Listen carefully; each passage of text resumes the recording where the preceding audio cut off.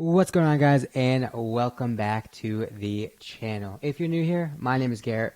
I'm a 7-figure Amazon seller showing you how you all can make a living off Amazon as well. In today's video, we're talking about how to maximize our time spent sourcing online arbitrage. How do we take the hour that we sit down and source? How do we get as much profit from that time as we possibly can? There's efficiencies we're going to go over. There's processes that we're going to go over. All that being said, let's get into the video and I'll show you exactly what we're talking about. Let's get started.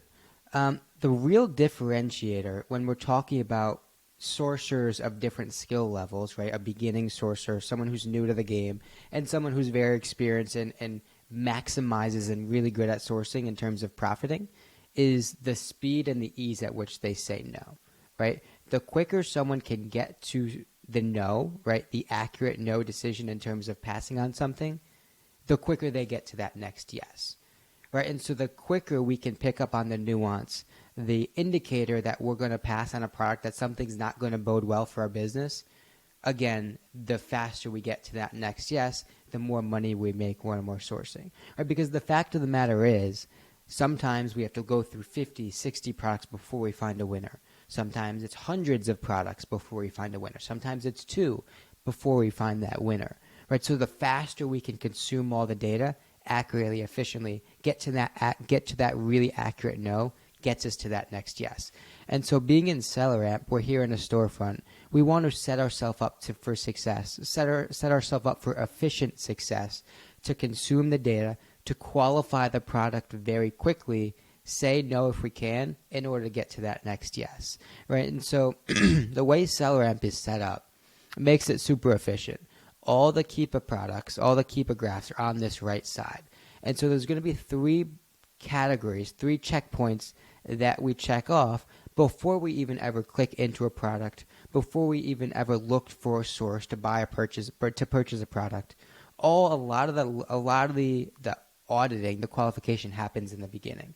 And so when I'm in a storefront that is of interest, a storefront that either shares a product with me that's profitable, that is, sourcing from similar stores that I am, selling similar products, just a seller that I'm interested in learning from, I want to go through their data as soon as possible, as quickly as possible, right? And so if I'm in, I can either click through a specific brand, click through a category, or just try and go through all their product data as a wholesome category, right? And so when I'm going through, the first checkpoint is I'm looking for Amazon, right? Typically speaking, I'm going to avoid Amazon.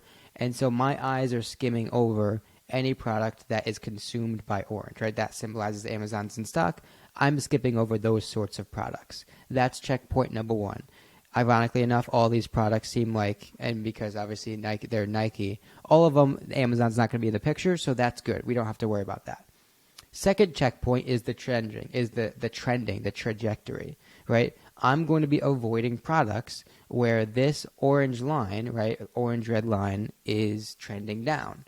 For example, let's see if we can find any off the bat here. All of them actually look pretty consistent. This one, for example. This one, I'm not going to waste my time clicking into comparing the buy cost to my potential sell price, because this action right here is at 100, it's trending down to 60. Chances are it's going to continue trending down, right? And so that is a specific product that I'm not going to waste my time clicking into. I want to be as efficient as possible when I'm qualifying these sort of products to make my time and maximize my productivity, the value that I'm earning when I'm sourcing, when I'm sitting down to source. So checkpoint number 1 is Amazon. Checkpoint number 2 is just general trajectory of this orange buy box line, the FBA line. And the third one is I want to get a sense of price.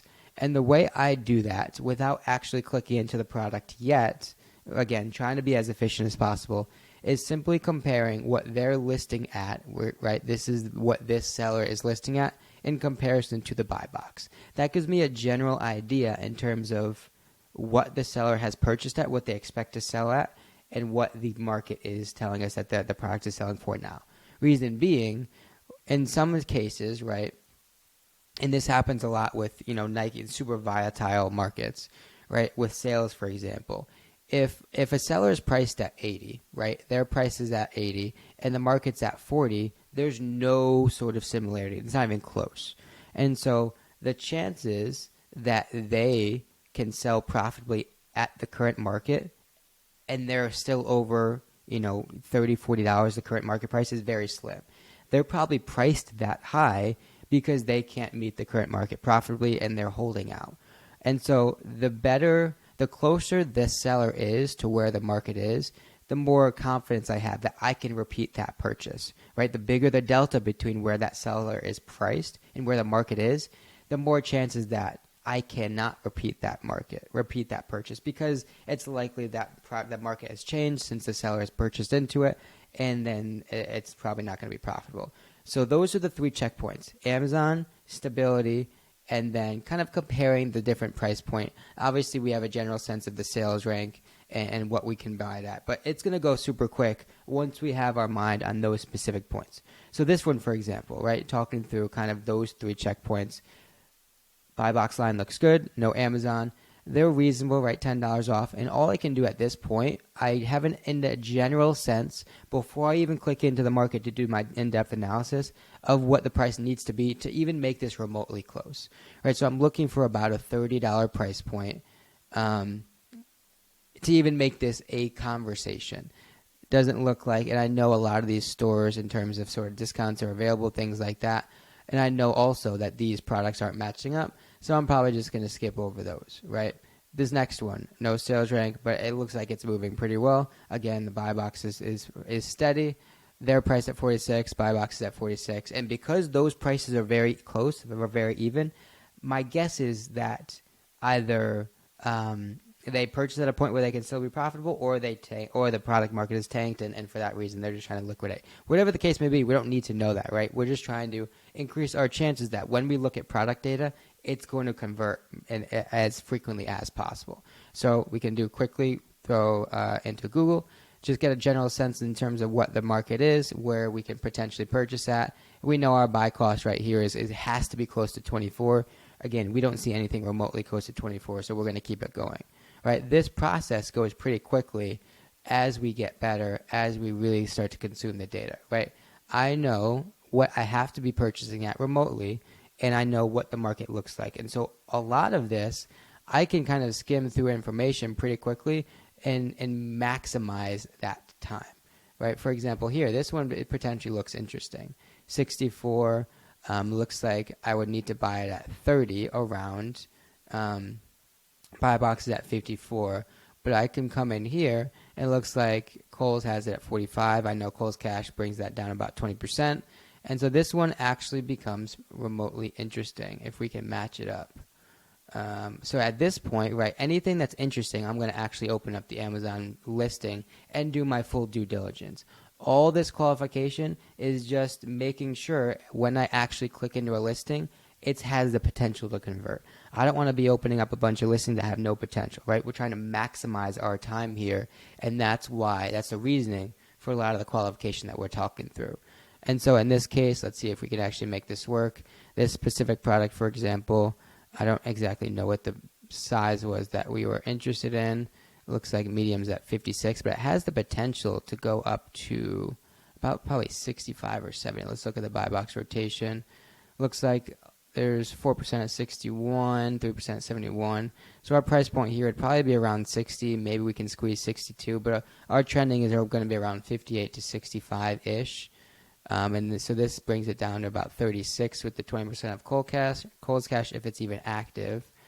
So we can probably sell this for 60, but even at 10%, it's borderline a good product. We can obviously check in the other variations, but this is borderline. If we can potentially squeeze some sales at 62, that would make sense. If we end up being down at 58, it makes a lot less sense from a profitability perspective. Let's see if the other variations. Really, we want to be trending at 62. That would be our sweet spot from a price perspective. It looks like here, actually, we could probably make it happen, although recently we're down to 54-ish. See if any of the other sizes make sense. Again, our sweet spot's about that 62 mark. That one's even lower. Let's see, extra large. And again, so this is the full due diligence that we'd be doing, along with the variation analysis, seeing what relative velocity different sizes happen. But again, right, to not to beat a dead horse here, all the qualification that we're doing is front-loaded. Very steady keeper graph. Price point, somewhat close to the buy box, good sales rank. We know our max cost is 32. We're going to see if we're even remotely close. Again, it looks like it's the same sort of scenario as the last one. We'll pass on that. Buy cost 24. Some Amazon, not an issue. We're looking like our market's around 50. Buy box at 46. We would need to purchase this around 20 something. That's not going to work. Actually, it might. That's interesting. Boys Club.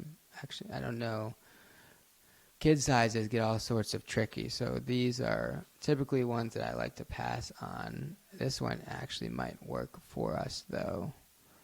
If we can validate that the sizing matches. So we got some numbers here. I saw numbers here as well.